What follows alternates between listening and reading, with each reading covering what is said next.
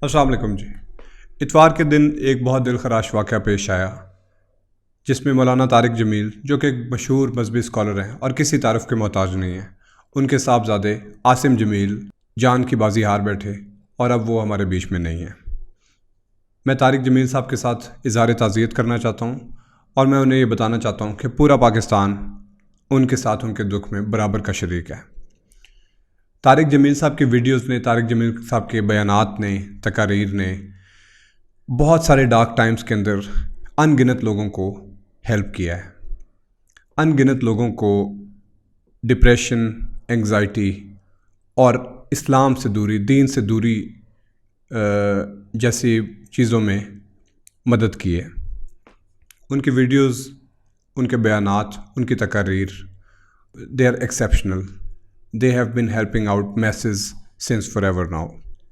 मुझे इस टॉपिक के ऊपर पैगाम देने की ज़रूरत इसलिए पेश आई क्योंकि जिस दिन उनके साहबजादे के साथ ये वाक़या पेश आया, उस दिन रात को उनके दूसरे साहबजादे मौलाना यूसुफ जमील ने तमाम क़यास सराइयों को तोड़कर एक वीडियो अपलोड की, जिसमें उन्होंने, बहुत दिलखराश वीडियो है वो, और एक भाई के लिए, जिस दिन उनके भाई की डेथ हुई हो, ये चीज़ कहना आसान नहीं था। मैं उनको अप्रिशिएट करता हूँ, मेरे लिए बहुत इज़्ज़त व एहतराम है उनके लिए, और मैं इस चीज़ को बहुत अप्रिशिएट करता हूँ कि उन्होंने इस चीज़ को एड्रेस किया, जो कि बहुत मुश्किल है।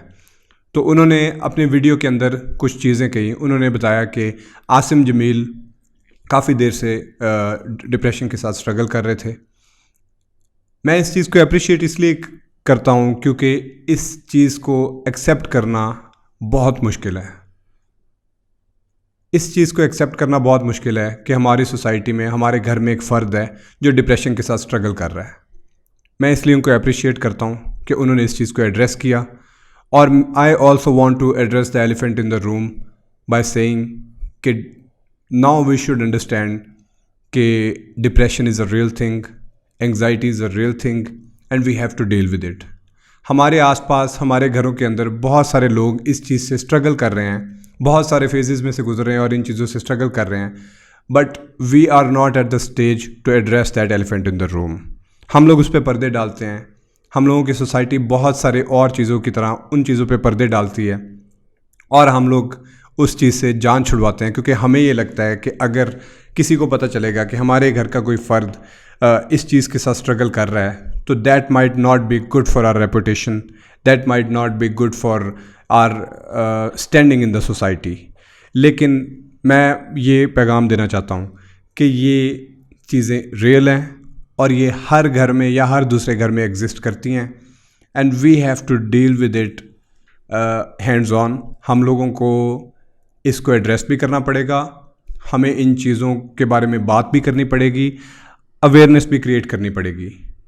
तो मैं पाकिस्तानियों को सिर्फ ये पैगाम देना चाहता हूँ कि बराह करम अपने इर्द गिर्द लोगों को देखें। अगर किसी में आपको डिप्रेशन के सिम्टम्स नज़र आते हैं या इस तरह की किसी भी चीज़ के सिम्टम्स नज़र आते हैं, ये उस तरह की चीज़ें होती हैं जो नज़र नहीं आती। नज़र ना आने वाली बीमारियाँ नज़र आने वाली बीमारियों से बहुत बड़ी होती हैं, क्योंकि इनके बारे में पता नहीं चलता कि बंदा कौन सी स्टेज पे है, बंदा किस चीज़ से गो थ्रू कर रहा है, और इसी वजह से हमें कभी पता भी नहीं चल पाता और उन लोगों का इलाज भी नहीं हो पाता।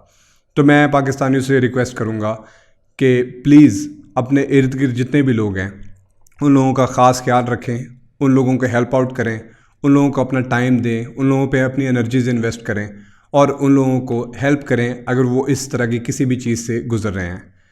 If they need your help, if they need your time, give them your time, and if they need any medical assistance और अटेंशन, प्लीज़ उनको वो मेडिकल असिस्टेंस प्रोवाइड करें। हमारे माशरे में इस चीज़ के बारे में अभी तक बात उस तरह से नहीं की जाती जिस तरह से यूरोपीय सोसाइटी के अंदर या बाहर के किसी भी वेस्टर्न सोसाइटी के अंदर की जाती है, क्योंकि हम लोगों में अभी भी ये चीज़ टैबू है।